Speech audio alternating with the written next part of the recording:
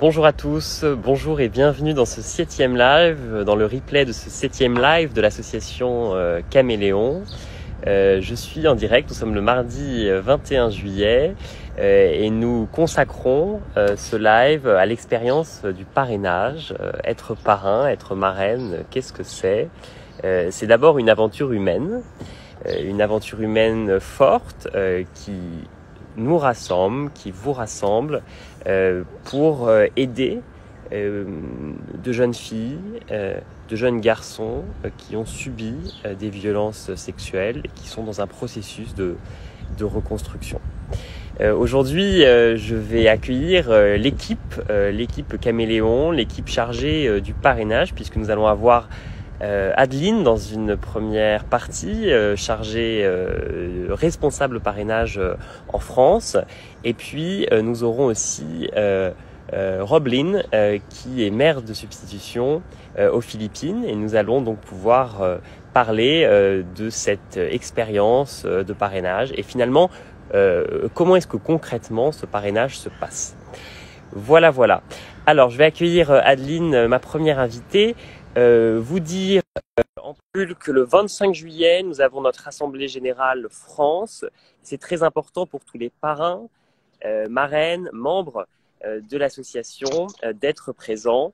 Et donc, merci de bien vouloir confirmer votre présence ou de nous envoyer vos procurations le plus rapidement possible pour que cette Assemblée Générale du 25 juillet se passe le mieux possible. Bonjour Adeline. Bonjour Thomas. Alors, est-ce que tu m'entends bien? Je t'entends bien. Est-ce que toi tu m'entends bien? Parce que j'ai... Oui. Très bien. Bonjour à tous. Donc tu es là dans les locaux de Caméléon, à ton bureau, c'est ça? Oui, c'est ça. Je suis installée à mon bureau aujourd'hui. Tu as rejoint Caméléon après une expérience de volontariat aux Philippines. Est-ce que tu peux nous dire en quelques mots ce que tu as apporté, ce que tu y as vu, ce que tu y as compris, et qu'est-ce qui t'a poussé ensuite à t'engager en tant que salarié? Alors, je suis arrivée à Caméléon, Philippines, en avril dernier. En fait, j'ai fait un stage de 4 mois, un stage pour le programme de parrainage. Donc, j'étais sur place avec l'équipe qui est sur le terrain, et j'ai aidé en fait à identifier les principaux problèmes qu'il y avait au niveau du processus de courrier notamment, parce que il faut savoir que c'est très compliqué sur place à gérer avec le nombre d'enfants qui sont présents dans l'association. Et en parallèle de donc cette aide extérieure que j'ai apportée à l'équipe, j'ai aussi fait des activités sur place au centre d'accueil avec les jeunes filles. Donc on a fait de la musique et de l'art plastique ensemble. Et voilà, c'était une expérience en fait donc de 4 mois assez exceptionnelle. Donc j'étais dans la maison des volontaires, donc qui est au niveau du centre d'accueil. J'ai vraiment pu rencontrer tout le personnel sur place, les jeunes filles dans les centres, les jeunes filles qui sont aussi sorties du centre, et les enfants des villages. Donc on a fait des réunions avec eux où j'ai vraiment assisté à l'ensemble des programmes de Caméléon, et c'est une association qui m'a beaucoup touchée pour ses valeurs, pour le fait de venir en aide en fait à tous ces enfants, et également au niveau de la relation que j'ai pu développer avec tout le monde sur place. Ça m'a vraiment encouragée à venir, on va dire, faire le lien en France, puisque j'étais déjà plongée dans le parrainage sur place aux Philippines. Vraiment comprendre comment ça se passe ici et pouvoir faire le lien avec les parrains et les marraines qui sont ici. Donc toi, en quelques mots, ton travail en France, c'est de faire le lien finalement entre les parrains et les marraines qui sont souvent en France, les équipes aux Philippines, les filles aux Philippines, notamment pour que cette correspondance se passe le mieux possible, c'est ça? Oui, c'est ça. En fait, je vais au quotidien répondre aux demandes des parrains et des marraines, donc que ce soit par email ou par téléphone. À propos, par exemple, de l'échange de courrier, s'il y a des questions, notamment, je pense aux nouvelles marraines qui récemment m'ont sollicité pour savoir ce dont elles peuvent parler dans les lettres. Ça paraît un peu anodin comme ça, mais c'est quand même assez important dans l'échange avec l'enfant. au niveau aussi de l'aspect plutôt financier.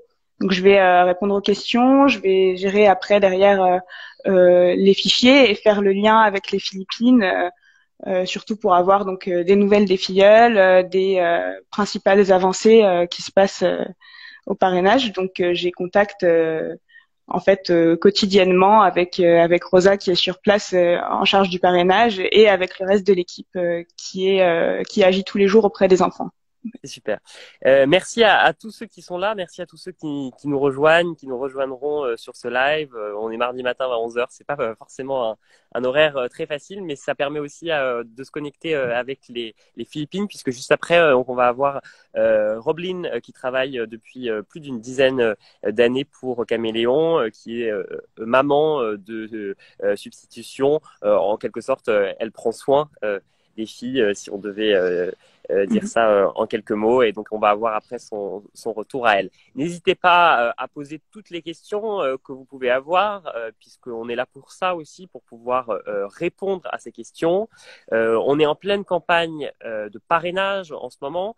On en recherche encore combien à peu près, Adeline? On avait un objectif de 40 parrains marraines. Oui. On en a trouvé beaucoup. Il en reste encore quelques-uns à trouver. Il en faut combien? Aujourd'hui, il reste 6 marraines et parrains à trouver pour les enfants qui arrivent cette année au centre de Caméléon et dans les villages. Donc on a les 2 programmes, les jeunes filles qui sont en réhabilitation, donc qui arrivent dans le centre d'accueil, et les jeunes donc garçons et filles. Il y a aussi des garçons issus de familles défavorisées qui sont dans les villages, et tous ces enfants-là sont parrainés pour leur éducation. Et aujourd'hui, les jeunes donc des villages ont déjà commencé pour certains le parrainage, et on attend l'arrivée des jeunes filles dans les centres qui, à cause de la crise en fait liée au coronavirus, arrivent un peu plus tard que prévu. Donc j'en profite d'ailleurs pour remercier toutes les marraines et tous les parrains qui ont commencé ou qui ont terminé un parrainage cette année et attendent l'arrivée de leurs filleuls. Parce qu'on a quand même 26 jeunes filles qui vont arriver cette année dans les centres, et l'arrivée est prévue là pour fin juillet. Donc on attend avec impatience évidemment leur arrivée. On espère que tout va bien se passer pour elles, et voilà. Donc c'est d'autant plus important de nous aider à trouver ces derniers parrains et marraines, puisque les enfants arrivent au centre là dans les prochains jours. On a beaucoup parlé de cette expérience du parrainage en long en large avec nos invités, marraines de l'association. Ce que l'on pourrait faire avec toi, Adeline, peut-être, c'est parler un peu plus précisément de comment ça fonctionne, devenir parrain. C'est quoi donc les différentes étapes finalement pour devenir parrain? Si par exemple je regarde ce live Instagram, que je tombe sur cette vidéo et que je me dis bah tiens, ça pourrait être une bonne expérience pour moi, être parrain, donner un peu d'argent, de mon temps, et puis entamer cette aventure et cette correspondance, je fais comment? Alors, premièrement, la personne peut prendre contact directement avec moi, que ce soit donc par téléphone au numéro de l'association ou par email. Sinon, on a aussi un formulaire en fait sur notre site internet qui s'appelle Parrainer un enfant. Il suffit vraiment, c'est un bouton qui est assez visible. Il suffit de cliquer et de donner les informations principales, donc adresse email, numéro de téléphone, nom pour être recontacté. Et moi ensuite, je vais envoyer à la personne une fiche à remplir. C'est une fiche d'une page, très très simple, avec les informations utiles ensuite à l'échange. Donc elle est toujours les mêmes, adresse email, adresse postale pour l'échange de courrier, etc. Et je vais ensuite appeler la personne pour discuter, savoir un petit peu ce que vous, en tant que nouveau parrain, nouvelle marraine, vous attendez de l'expérience de parrainage. Simplement pour échanger, vous connaître, que vous me connaissiez également. Et ensuite, on débute en fait le parrainage avec l'enfant. Donc, je vous envoie le dossier de votre filleul avec des informations sur sa scolarité, sur sa famille, sur les dernières nouvelles de l'année, et afin que vous preniez connaissance de votre filleul. Et ensuite, on peut directement en fait commencer l'échange de lettres, de courrier, donc qui est envoyé aux Philippines, donc réceptionné sur place et distribué aux enfants. et la filleule ou le filleul va vous répondre. Donc il y a des petits délais dans l'échange de courrier. En général, c'est d'environ 2 à 3 mois. Cette année, c'est un petit peu plus particulier là depuis mars. J'en profite pour en parler en ce moment d'ailleurs, parce qu'en fait, il y a eu des vols d'avions qui ont été supprimés aux Philippines, ce qui fait que le courrier est beaucoup plus lent à transiter. Mais depuis juin, ça fonctionne moyennement, on va dire. On a reçu quelques lettres sur place là-bas. Il y a quelques lettres qui ont pu être envoyées déjà.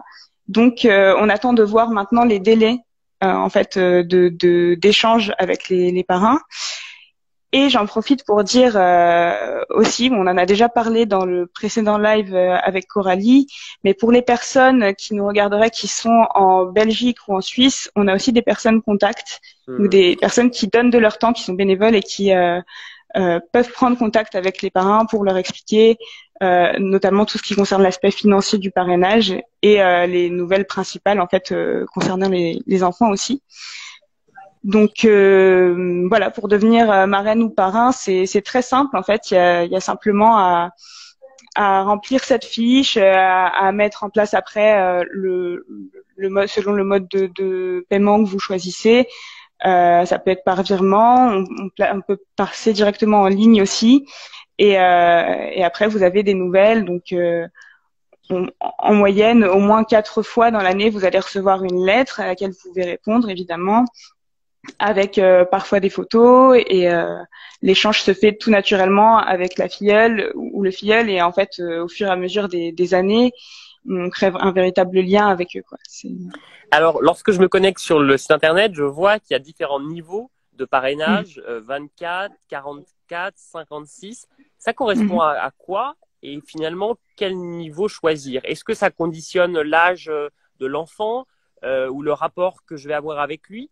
Ou est-ce que finalement, ça répond juste à un besoin? Alors, ça ne conditionnera jamais le rapport que vous avez avec l'enfant. Ça peut dépendre de 2 choses, de vos moyens évidemment. Tout le monde ne peut pas donner 56 € par mois, même s'il y a une déduction fiscale qui est quand même très importante. Et selon une déduction fiscale, on le rappelle, hein, de 75%. Oui, c'est ça. C'est assez important parce que sur un parrainage de 24 € par mois, ça revient à 7 €, je crois, à la fin. C'est ça, c'est 28 € par mois. Ça revient exactement à 28 € par mois. Donc, est-ce que tu peux nous rappeler, pardon, les différents niveaux? Donc, c'est 28, 44. 44 et 56. Et 56.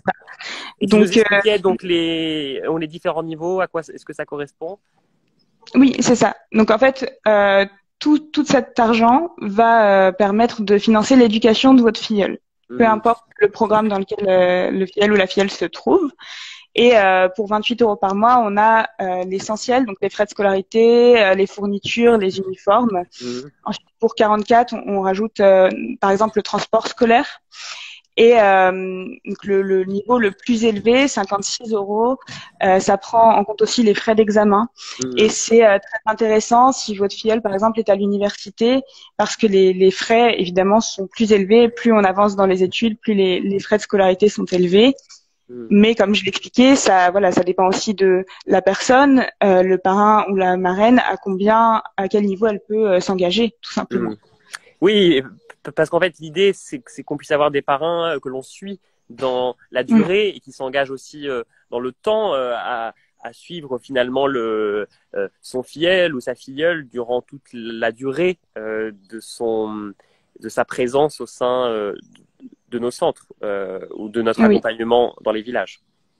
En fait, tous les enfants sont parrainés jusqu'à l'obtention d'un diplôme. Donc, pour les jeunes du programme éducation et développement, ils vont souvent aller à l'université faire un master. Et les jeunes filles du centre, ça va vraiment dépendre de ce qu'elles veulent faire comme études. Donc, il y en a certaines qui y vont jusqu'au master aussi. Il y en a d'autres qui font des études professionnelles. Mais le principal, c'est qu'elles soient accompagnées tout le long de ce parcours. Et après, évidemment, la personne s'engage en fonction de ses possibilités.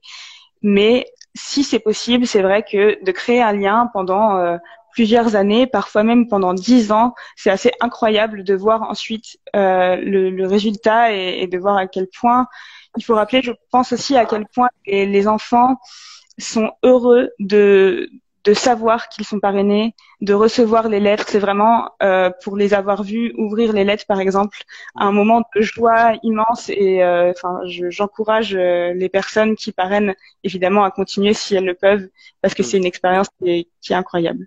Donc c'est une expérience, c'est un engagement fort et en même temps c'est pas une adoption. Hein, les enfants ils sont pris en charge par dans nos centres où ils restent dans leur famille. C'est un lien, c'est un parrainage, c'est une petite aide. C'est aussi finalement leur donner confiance, leur redonner confiance, savoir que quelqu'un est là pour s'intéresser à eux, pour les aider aussi dans leur cheminement de leur scolarité. Et donc c'est à la fois un geste simple qui revient à quelques euros par mois à la fin, et puis ça peut changer une vie aux Philippines. Je crois que c'est ça qui est important de dire. Oui, oui, oui. Pour tous les enfants, hein, les jeunes filles qui sont donc dans le programme de réhabilitation, qui ont vécu des violences sexuelles, ça leur redonne vraiment une confiance en elles, de savoir qu'il y a quelqu'un qui pense à elles, qui les soutient, qui leur envoie des lettres aussi. C'est vraiment quelque chose de très beau, qui leur permet de se reconstruire, qui est important, je pense, dans leur étape de reconstruction. Et les enfants des villages aussi sont très heureux d'avoir des nouvelles en fait de leurs parrains. Eux ont moins de problèmes familiaux, mais il y a certains quand même, vu qu'ils viennent de familles défavorisées très pauvres, qui ont des problèmes. Enfin, tous les enfants ont des difficultés et sont très heureux de savoir qu'il y a quelqu'un qui est là pour eux, qui les accompagne. Et dans les échanges de lettres, ils nous racontent en fait leur quotidien. Et d'ailleurs, on peut en faire de même, raconter que ce soit notre vie quotidienne, nos relations, notre famille, nos voyages. Et en fait, ce sont des choses très simples, mais qui créent un très beau lien. Qui crée un véritable lien. Les courriers sont envoyés directement par les parrains et les marraines au centre, c'est ça? Où ils ont l'adresse, oui. et où ils envoient directement. Et pareil pour les courriers qui viennent des Philippines, sont envoyés directement au domicile des parrains marraines, c'est ça? C'est ça. Ça ne passe pas par la France. En fait, lorsque vous faites votre demande pour être parrain, je vous envoie aussi, j'en ai pas parlé, le guide du parrainage. Donc c'est un petit guide de quelques pages qui explique qui détaille un peu plus tous les programmes, etc. Et dedans, il y a l'adresse de Caméléon aux Philippines. Et c'est à cette adresse directement que vous envoyez le courrier, qui est réceptionné ensuite sur place, qui est redistribué aux enfants. Et sur place, voilà, Rosa m'a dit tout à l'heure qu'elle avait réussi à envoyer quelques lettres aujourd'hui qui sont parties et qui arriveront directement au domicile des personnes. Je crois je ne vois plus Thomas, je ne fonctionne bien. Est-ce que tu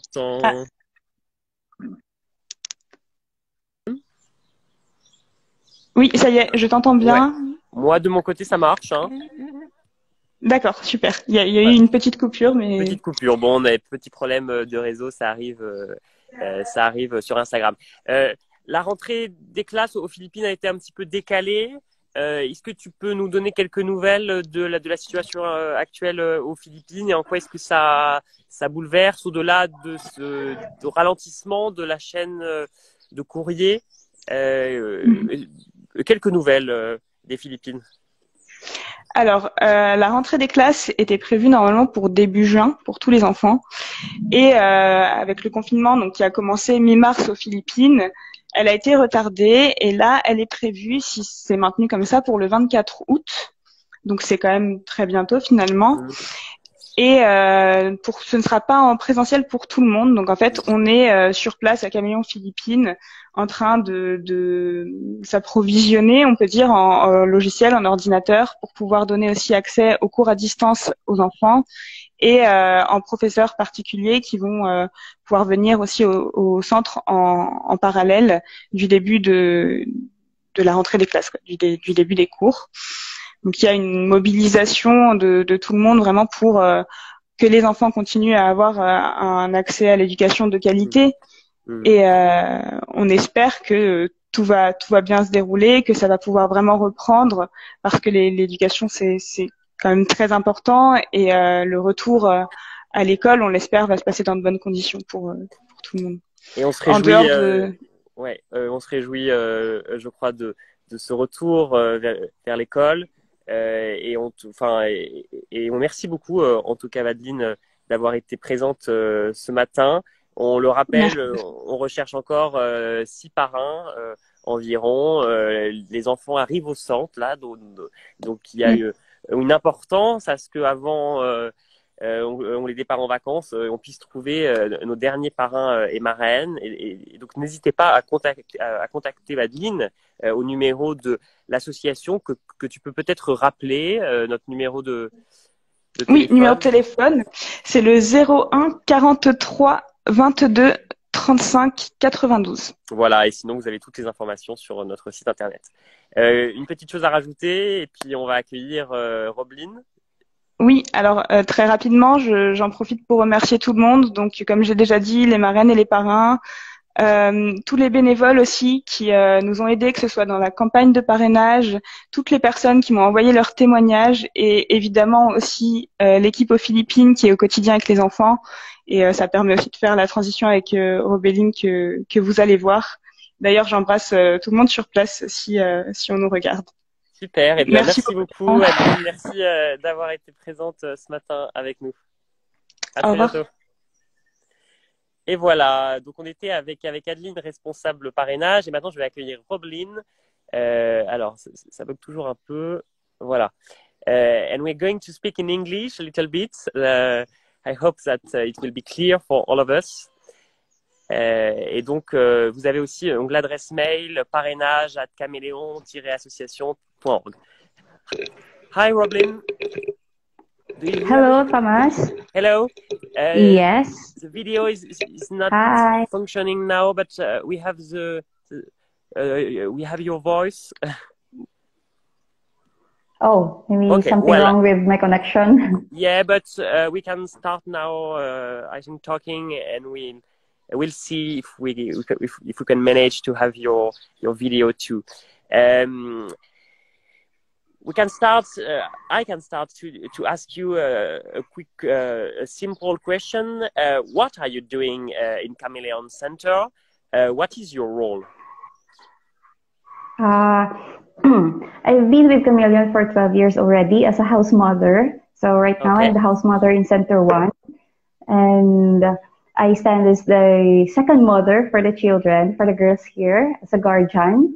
And I facilitate and assist the girls and their needs, monitor their day-to-day living, like their household chores and doing their household chores, their hygiene in terms of taking their medicines. And we also provide moral and emotional support for the girls. Like we conduct dialogue if we have to. So you are part of the residential care program, and you are in the center of Passy city, and your role is to take care of the girl. In fact. Yes. Yes. Okay. And so we have crossed a difficult period of time with the virus crisis. Can you tell us a little bit what you did with the girls during this period without a school? Actually, when the COVID-19 pandemic started, I'm not here in Chameleon Center because I was at home, and but I was also quarantined in our home, and but I know that my fellow house mothers they do monitoring of the girls of their health. So they do every day. They check their temperatures. They see to it that the girls are healthy, and they are doing activities every day. So they have this planned activities every week with the house mother and with the social workers here in the center. Okay, we're here to talk about sponsorship. You are in the center in Iloilo every day. You share everyday life with the girls, so you know how important is it. How important is sponsorship? Can you tell us a little bit why is it so important for the girls to have sponsors? Yes, for me it is very important because it supports the girls' needs to have a better future and to achieve their dreams. But much more aside from the financial or monetary support, having sponsors is like an opportunity for the girls to have a second family. You know, experiencing to have somebody else or to meeting someone who can give them support, the concern and the love that they need. Because most of the girls here, that's what they missed in their life, especially that they are far away from their families, or some of their families are the ones did something bad to them. And then even though that it is a distant relationship that they have with their sponsors, it has the concern and the support that they get from their sponsors has a big impact on their lives. The girls feel confident and motivated to reach their dreams and to achieve their goals and to strive hard to become a better person. So that's why it's yes. Yes, and the experience of being a sponsor goes through letters. The experience of writing letters. Is it difficult for the girls to write letters to their sponsors, or do they like it? Or for the new girls, for the newly admitted girls, initially it is quite hard for them to write letters to their sponsors because, of course, they don't know yet how to do it and what do they gonna write in their letters or how to make it presentable, something like that. But for those old girls already, so they are used to it already. So you can see that they are more comfortable or more at ease already to write to their sponsors. And as years goes by, of course, they know already what to say and what to tell to their sponsors. So for the new girls, since yes. Sorry. No. We hear you. For the new girls, do you help them? Yes, we help for the new girls. We help them in writing their letters, especially the small ones. Okay. Because it's hard. Yes. Because it's hard because for the small girls, they don't even know how to write simple words or something like that. So sometimes instead of writing, we just let them draw, and or we will ask them what they want to tell to their sponsors, and we will translate it in English so that they can have a better communication with their sponsors. So this is the experience of writing letters, and now I think that you have seen many girls receiving letters from their sponsors. How do they react when they receive a letter from the sponsor? When the girls receive letters, when we inform them that they receive letters, they have letters from their sponsors, you can really see the smiles, the excitement on their face, that that they receive a letter from their sponsor, or they can have another news from them. So it's like a connection that that's why it's very important to have a constant letter exchange of letters from their sponsors and with the girls, because they can build a good connection, and they can feel that they are being welcomed by their sponsors in their family or in their lives. And sometimes they can also exchange with other children in France, for example, because some sponsors have children, and they can also participate to this exchange. Yes, because the sponsors also let their family involved in writing letters to their children. So, like for example, they ask their children to make a drawing or a letter to their sponsored child. So the sponsored child also exchange or make letters also for the children of their sponsors. So it's like it's for the whole family. You've been in Chameleon Centers from 10 or 15 years, I think. That's right? Almost 12 years. Okay. I will be in my 12. Okay. I don't know if we hear you, but do you have particular memories to share regarding sponsorship? For the sponsorship, because what I really appreciate is when the sponsors come over and visit the girls here in the center. Oh yes. So and then they can spend time with the girls. It's different. I mean, the impact to the girls is very different, that they can see personally and meet their sponsors and to spend time with them. So maybe that's the most memorable experience that I have with them, that the sponsors was able to see how the girls are doing, what the girls are doing here in the center, and what's their daily life here. Because when they meet the sponsors, the relationship between the girl and the sponsors become closer? Yes.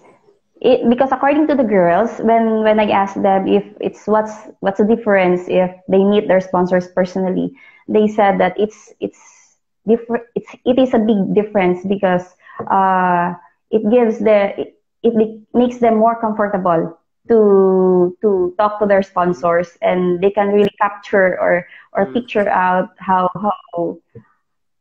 what the personality of their sponsors, and they know how to deal with them also.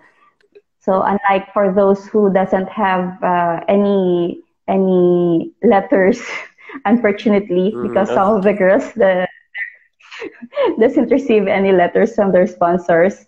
So, okay. But I know the girls. We can say today that it is very important that sponsors write letters at least 4 or 5 per year to encourage the girls and to start this relationship, because what you are saying is that it's so important for them that it's important that they can have the chance to receive letters, all of them.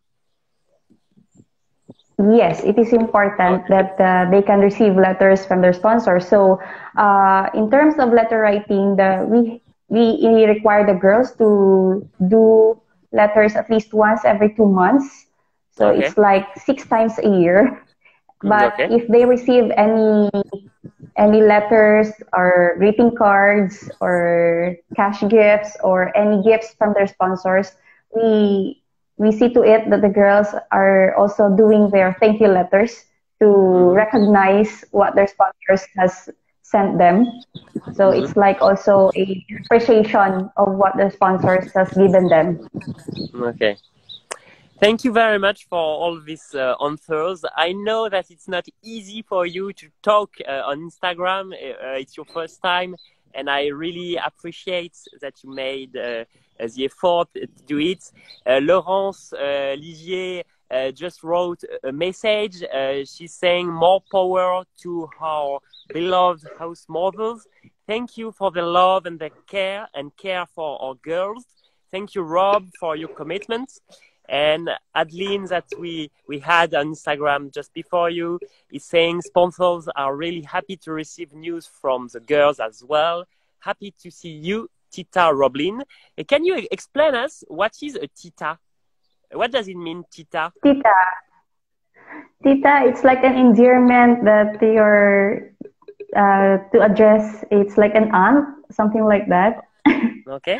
So we use that term here in the center. It's like of endearment to the staff for the girls, so that the girls will follow us also. Okay. Okay.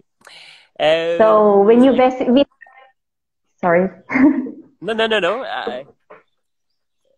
So later, when you visit the Chameleon, when you visit Chameleon Philippines later, yeah, we will call you also Tito Thomas. Tito. Okay, so it is Tita for the girls and Tito for the boys. That's right? Yes. Okay. The account of Chameleon Philippines is saying we are very grateful to have the love of our house mothers. They have a big role in the lives of the girl throughout their healing.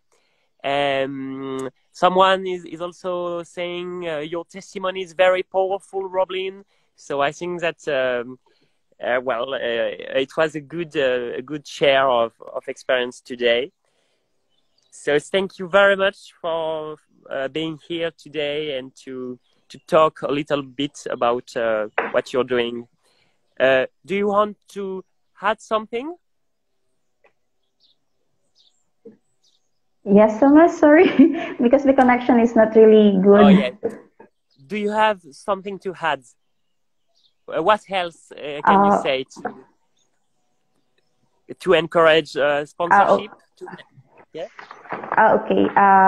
For everyone or anyone who wants to sponsor a child here in Chameleon, we really appreciate it ahead of time. We want to say thank you for spending or for giving your support to the girls, because when you can see that the smiles, the change that you will do in the lives of the girls, it's really fulfilling and really motivating, that you will see how the girls will grow in a positive way and become a better person, and you are a great part of those changes already in their lives. Thank you so much, Roblin, for this first experience of Instagram. I hope we will do many more lives with the Philippines, like this one, with other members of the staff. It was a great experience for us, and I hope that everyone was able to understand it. Bye, thank you. Okay, so thank you.